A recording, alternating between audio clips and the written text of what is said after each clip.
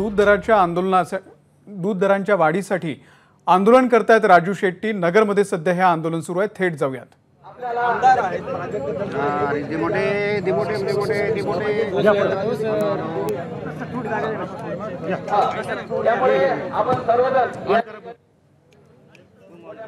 तर राजू शेट्टी आणि माजी मंत्री प्राजक्त तनपुरे यांच्या उपस्थितीमध्ये सध्या हा रास्ता रोको सुरू आहे।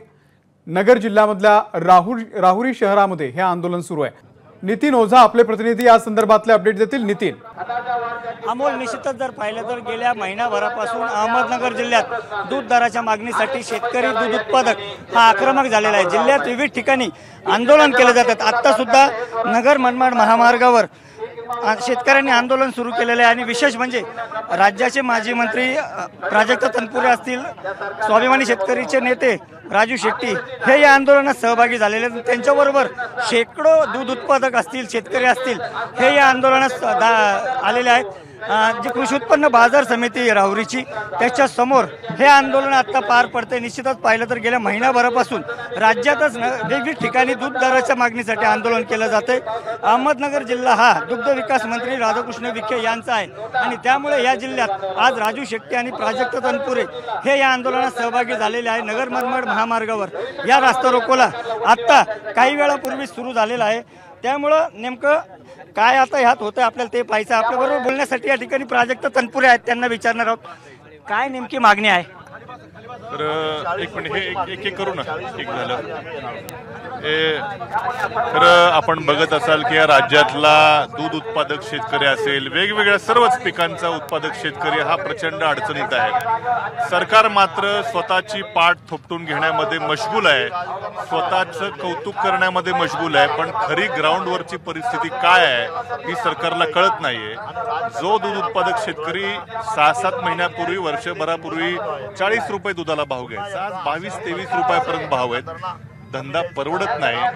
हे गायांच्या किमती कमी झाल्यामुळे त्या विकता येत नाही, बाहेरही पडता येत नाही। सावकारी कर्जाच्या विळख्यात शेतकरी आहे आणि 5 रुपये दुधाचं अनुदान जाहीर केलं ते देखील लाल फितीच्या कारभारामध्ये अडकून पडलं। इथं तर अशी काही परिस्थिती आम्हाला डेअरीवाले सांगते, जे भाजपचे डेअरीवाले आहेत त्यांना 5 रुपये अनुदान आहे। म्हणजे काय सरकार नेमकं चाललंय काय?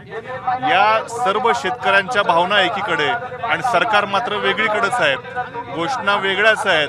खरं विजेच्या त्या ठिकाणी खरं लोकांना अपेक्षित होतं की ग्रामीण भागातल्या विजेचं इन्फ्रास्ट्रक्चर नीट पाहिजे आहे, ते माफ केलं, पण कर्जमाफीची शेतकऱ्यांची मागणी आहे।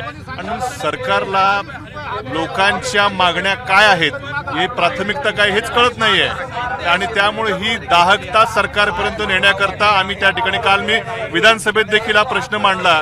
मुख्यमंत्री मात्र आमच्याकडे लक्ष न देता त्यांच्या आमदारांना निधी वाटण्यात विधानसभेत मग्न होते। म्हणजे सरकार गंभीरच नाहीये, म्हणून आज ही वेळ त्या ठिकाणी बसण्याची आम्हाला। काल बैठक सुद्धा झाली आहे, दूध उत्पादक असतील, शेतकरी असतील आणि यांची काय त्या बैठकीतून निष्पन्न बैठक झाली? आम्हाला बोलवायला पाहिजे ना बैठकीला, का आमदार काय तिथं आम्ही काय गोटे खेळायला जाणार आहे का काय? अहो इथला तो आमचा माजी आमदार काहीतरी बैठकीला जातो म्हणून सांगितलं, फोटो नुसतं उभ्या बैठक होते काय? म्हणजे दूध प्रश्नावरती लॉबीमध्ये दिसले उभ्या फोटो काढली काय बैठक आहे? म्हणजे किती गंभीर आहे शासन? का तुम्हाला निवडणुकीपुरतं जाहिरातबाजी करायची फक्त काय? आणि म्हणून या ठिकाणी शेतकऱ्यांच्या भावना उफाळून आलेल्या आहेत। स्वतः राजू शेट्टी साहेब आम्ही सर्व मिळून या ठिकाणी आंदोलन करतो। निश्चितच जर पाहिलं तर कुठेतरी सरकार कुठेतरी अडचणीत आलेलं आहे, कुठेही दूध उत्पादकांना न्याय देतच नाहीये असा आरोप या ठिकाणी केला जातो। त्यामुळे आता या आंदोलनानंतर सरकार दखल घेणार काही पाहणं महत्त्वाचं असेल। अमोल, तर दुधाला किमान 40 रुपये दर मिळावा यासाठी राजू शेट्टी आणि प्राजक्त तनपुरे सध्या आंदोलन करतायत। एबीपी माझा, उघडा डोळे बघा नीट।